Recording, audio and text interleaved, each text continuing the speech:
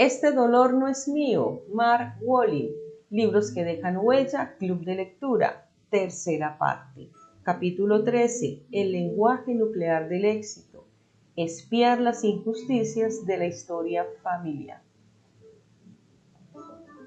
Hay que tener caos dentro de sí para poder dar luz a una estrella danzarina. Friedrich Nietzsche. Así habló Zaratustra. Muchos libros de autoayuda nos prometen el éxito económico y la realización personal si seguimos fielmente el plan que propone el autor.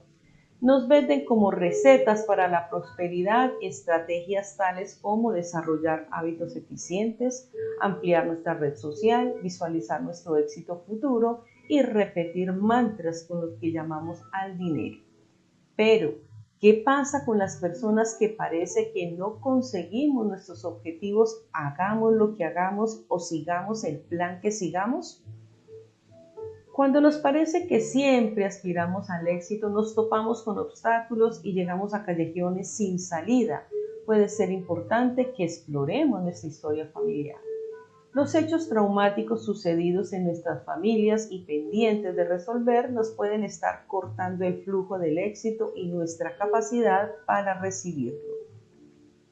Podemos estar sufriendo las consecuencias de una serie de dinámicas que afectan a nuestra capacidad para sentirnos seguros y con vitalidad económica. Entre estas dinámicas se cuentan, entre otras, el que nos estemos identificando inconscientemente con algún miembro de la familia que fracasó en la vida, al que engañaron o el que engañó a alguien a su vez, haber recibido una herencia no merecida o haber vivido el trauma de una separación temprana de la madre. Al final de este capítulo encontrarás una lista de preguntas que te pueden servir para determinar si tienes ante ti el obstáculo de un trauma en tu historia familiar. Aprenderás también a extraer el lenguaje nuclear asociado a tus miedos o al fracaso y al éxito, y conocerás el modo de seguir por un buen camino.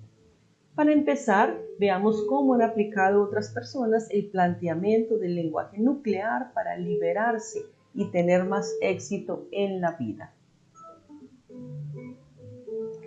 Expiar las injusticias de la historia familiar.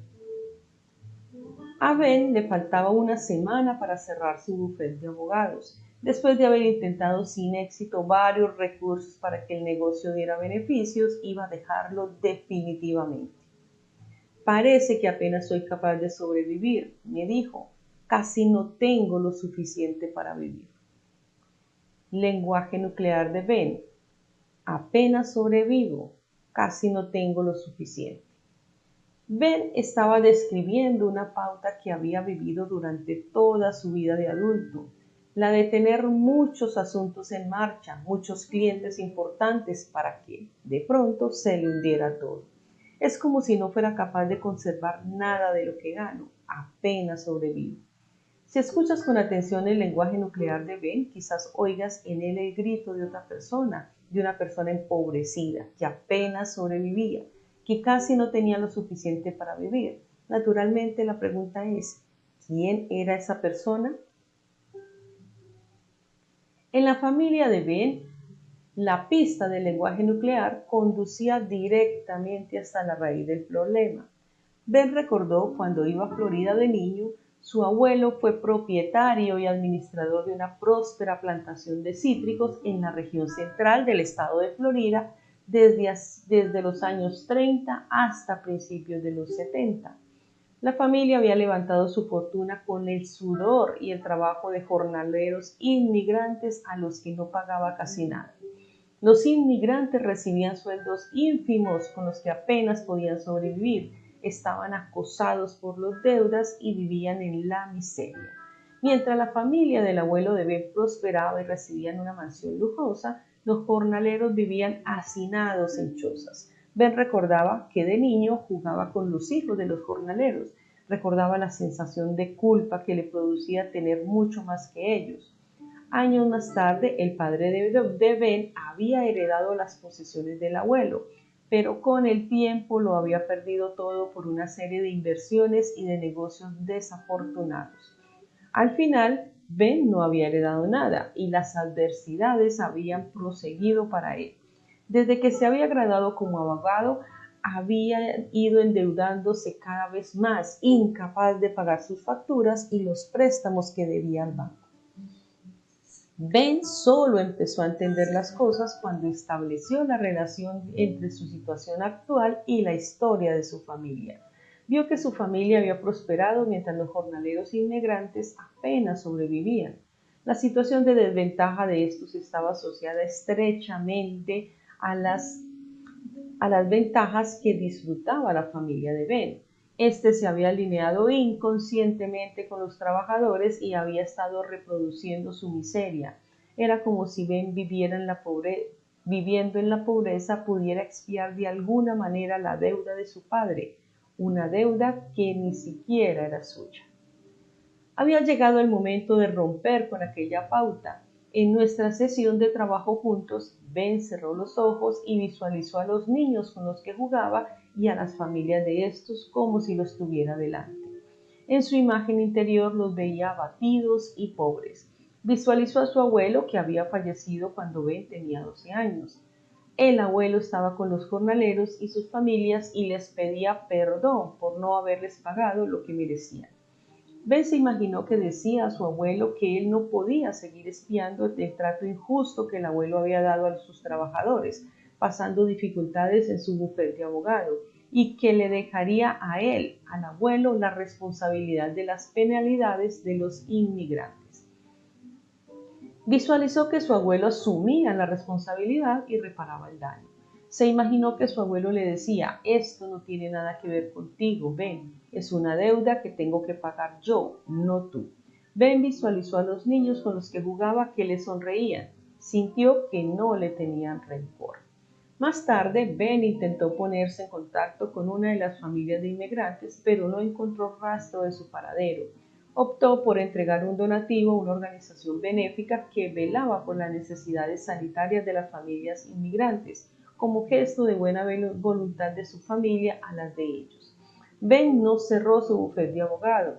Llevó desinteresadamente el caso de un trabajador que había recibido un trato injusto por parte de una gran empresa. Al cabo de varias semanas le salieron varios clientes nuevos y rentables. A los 6 meses su bufete funcionaba a pleno rendimiento. Cuando repasamos la historia de nuestra familia, buscamos en ella el origen de un problema económico. Tenemos que preguntarnos si estamos intentando inconscientemente compensar los actos anteriores de alguna otra persona. Somos muchos los que perpetuamos sin saber los sufrimientos y las desventuras del pasado. Parecía que era lo que hacían Ben y fue así en el caso de Loretta. Lo que Loretta deseaba por encima de todo era tener una empresa propia. Según contaba ella, llevaba 30 años llenando los bolsillos de los propietarios de las empresas en las que trabajaba con el sudor y su duro trabajo. Pero cada vez que le surgía la oportunidad de poner en marcha una empresa propia o de llevar a la práctica alguna de sus ideas de negocio, se echaba para atrás. Hay algo que me impide avanzar. Es como si hubiera algo al acecho por debajo de la superficie, algo que me frena impidiéndome dar el paso siguiente, contaba ella. Es como si no mereciera tener lo que tengo. Lenguaje nuclear de Loretta. No merezco tener lo que tengo. Si nos adentramos en el pasado de Loretta, dejándonos guiar por su lenguaje nuclear, se nos ocurren 3 preguntas fuente. ¿Quién no se merecía lo que tenía? ¿A quién se le frenó? ¿Quién no pudo avanzar? La respuesta tampoco estaba lejos en este caso. La abuela de Loretta en su testamento había legado la rentable granja familiar al padre de Loretta, sin dejar nada a los 4 hermanos y hermanas del padre de Loretta. Este prosperó mientras sus hermanos y hermanas pasaban penalidades. Desde entonces sus relaciones habían sido distantes. El padre de Loretta había obtenido una ventaja injusta respecto a sus hermanos. Cuando Loretta, hija única de su padre y de su madre, llegó a la edad adulta, pasó dificultades económicas como las había pasado sus tíos y sus tías, con los que hizo cambiar la situación familiar de ventaja a desventaja. Loretta se frenaba a sí misma inconscientemente ante el éxito, como si pretendiera compensar las ventajas injustas que había recibido del padre de su abuela. Cuando entendió por fin que había estado procurando inconscientemente compensar una injusticia con otra, fue capaz de asumir los riesgos necesarios para hacerse empresaria. El lenguaje nuclear de Loretta la había guiado hasta la granja familiar, hasta las ventajas injustas de su historia familiar. Ben había seguido un camino similar a este, pero no todos los que quieren prosperar son capaces de descubrir un hecho familiar tan claro y marcado. En el caso de John Paul, el hecho familiar que le estaba obstaculizando resultaba mucho menos visible.